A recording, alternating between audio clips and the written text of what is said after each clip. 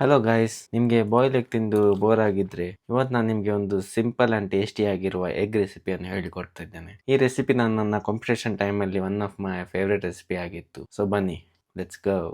ಈ ರೆಸಿಪಿ ಮಾಡಲಿಕ್ಕೆ ನಿಮಗೆ ಜಾಸ್ತಿ ಇಂಗ್ರೀಡಿಯೆಂಟ್ಸ್ ಏನು ಬೇಡ.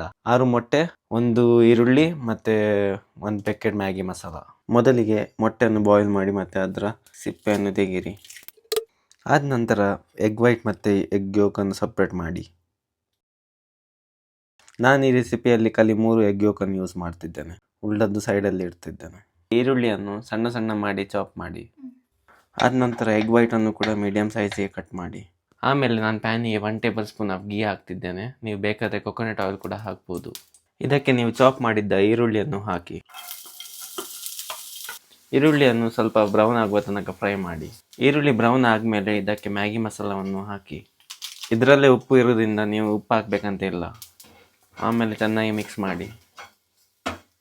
ಆಮೇಲೆ ನೀವು ಸೈಡಲ್ಲಿ ಇಟ್ಟ 3 ಎಗ್ ಯೋಕನ್ನು ಹಾಕಿ ಸ್ಮ್ಯಾಶ್ ಮಾಡಿ.